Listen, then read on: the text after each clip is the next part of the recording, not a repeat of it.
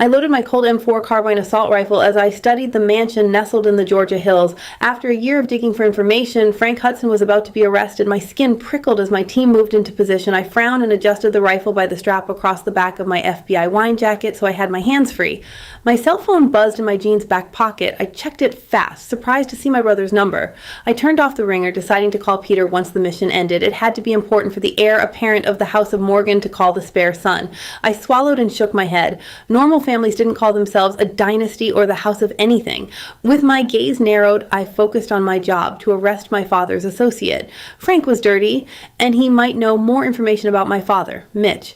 Every arrest brought me one step closer to the evidence I needed against the man who'd raised me. I tipped my chin and nodded at the four men set to break through the door. My primary team and the local police burst into the house. I stayed back, gun ready, in case an associate of Frank's ran outside. Agent Wolfson shouted, "FBI, freeze!"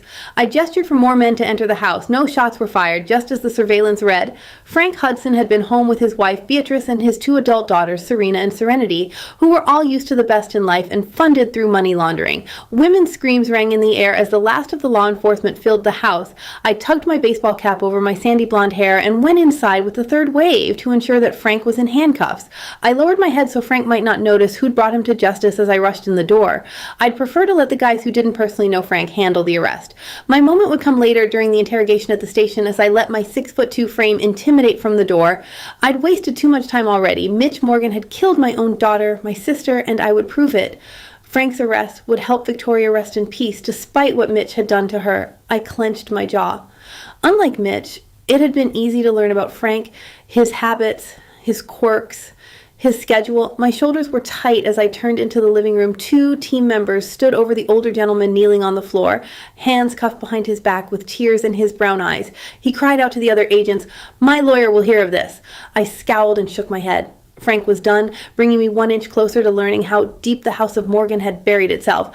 I'd spent a year on this case on my mission to bring down all of my father's connections. It was airtight. Frank Hudson's charity had laundered money to thicken his wallet. The older man gazed into my eyes. "John Morgan, is that you? So much for waiting." My spine straightened as I towered over the prisoner. Being the second son in the House of Morgan, who looked like Mitch, meant I'd always be recognized. I took off my cap and stilled. "Yeah, Frank, it's me. Why would you do this to me?" I wouldn't give Frank any clues on this investigation for his lawyers to use. My body tensed as I slammed my fist on the coffee table. "Why did you break the law?" The old man pleaded in a warbling voice. "John Morgan, I'm friends with your father. That should mean something." He said it as though he expected leniency for me to look the other way. He imagined my father twisting his ring as he waited for someone like Frank to bow to his hand. The House of Morgan owned everyone and everything. My father taught me to never let emotions interfere with business. I chose to ignore how the women all sat in the dining room and focused on my target. I shrugged. "Who isn't a friend with dear old dad?"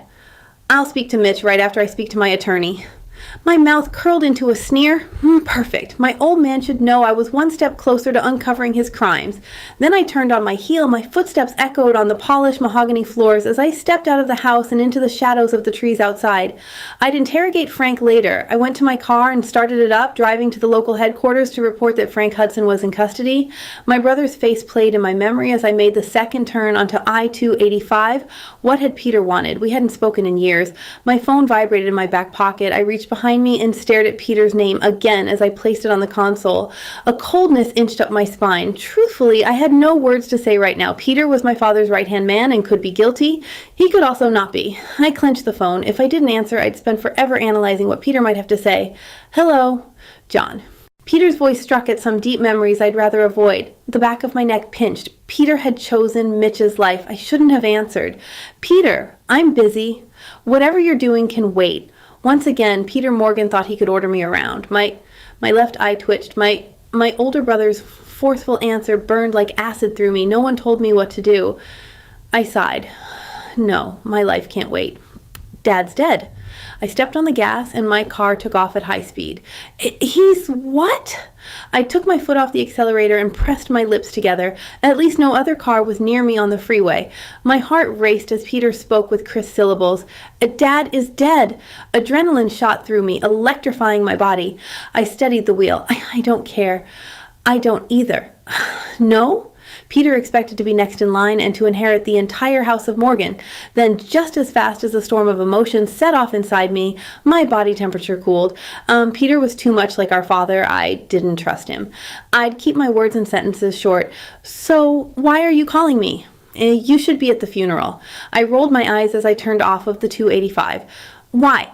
So you can pretend we have a family? Victoria would want us to be together. My breathing hitched at the sucker punch. Our dead baby sister deserved better than her name in the mud, though I didn't need to say so. I did anyway. Vicky's dead. I don't know how that happened, and I rubbed my forehead. Peter had to stop this conversation now. No words could change any of the past. No, you do too. Dad did something to her. It's his fault.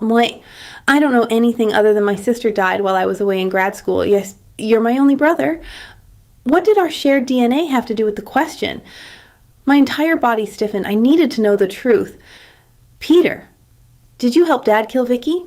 No, and if you have proof Dad did, then share. I hesitated. There had never been any proof, just unanswered questions that were buried with a closed casket. Our father's death changed everything. I'm working on it. Then you're too late. We're all that's left of the House of Morgan. I let out a sigh. Peter was right, as I'd never learned the truth now. Then I swallowed back my bitterness. You'll go straight to hell if you covered for Dad. I'm not involved. I loved her too. Peter had been silent, distant, and even during childhood, always with our father, except when he took the heat for whatever Vicky or I had done.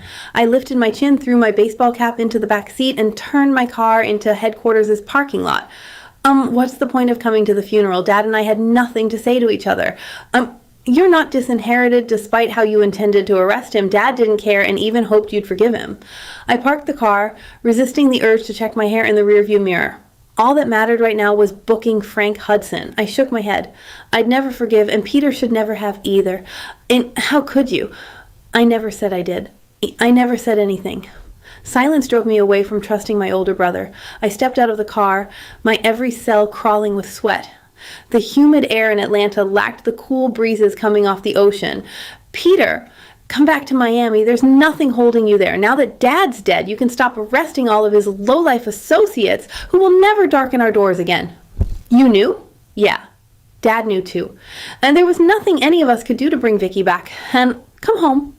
I hung up and took the elevator to my office and picked up my report, then went to stand outside a conference room that overlooked Atlanta. Peter's call changed everything. My throat was parched. A part of me had failed. I'd never see Mitch Morgan in handcuffs. My boss, Special Agent Smith, waved me in. This was it. My mind was in a daze. My skin felt clammy. I was supposed to give my report on white-collar crime statistics and an oral report on what happened at the Hudson estate. My father's old friend had been taken down in this investigation, but no one had ever uncovered any evidence on Mitch Morgan. Now, I'd never find it. Dad was dead. I rubbed my forehead. Then I slid the report across the table. I can't do this right now. What's the matter, Morgan? My boss clasped his hands together. I swallowed and gazed into the older man's brown eyes. Special Agent Smith already hated me. I bet that my boss knew and expected the spoiled heir to return to my life of privilege. Pressing my lips together, I said, my father is dead. Smith's nose curled, and his tone was the same he used when interrogating someone. Your father owns more than half the corporate businesses in this country, and much of that came from illegal activities. We've never found evidence. Smith pressed his hands on his desk. He needs to pay for his crimes. You can't prosecute a dead man.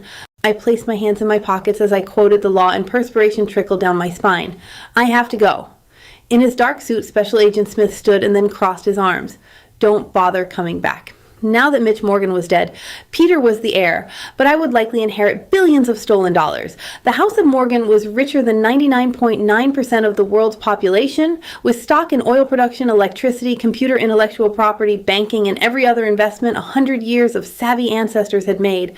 I turned around at the door. Smith wasn't worth my time. I shrugged. Does this mean I'm fired? It would if I had anything on you. My boss glared at me as his face reddened. You're useless to me now. My shoulders tightened. The FBI had been my purpose for years. I didn't know what to say. I held my jaw tight. Smith had never liked me on his team, but who understood Mitch Morgan better than his own son? And we both knew where we stood. Despite the animosity, I couldn't be fired. Not by Smith, not without cause, and there was none. And I left. I'd be better off finding out about Frank's interrogation. No one said anything to me on my way to the elevator. As I waited to leave the building, I texted Peter. "I'm coming home. I'll text my arrival time when I get to the airport." Peter texted right back, "Take the private jet." I shook my head. I walked into the elevator, hit the button for the first floor, and let my mind wander. I remembered my sister's tears the month before she died. I vowed to never let something like that happen to anyone else I loved. The House of Morgan, which was how we were raised to say family, changed with her death. Despite being the spitting image of my dad, I would never be like him, though I'd go to his funeral. It was a farce I needed to experience for myself. As the elevator doors opened, I took one final look around the FBI headquarters in Atlanta. The pristine white building once commanded me to believe in justice at all costs. I coughed and realized I no longer believed that. I wasn't sure of my own purpose anymore, but Peter was right on one thing. I had nothing left at the FBI. I put on my sunglasses to block the blinding sun and hurried out the door. Today I'd go home, then I'd figure out what I was supposed to do next. Vengeance left me empty and unfulfilled.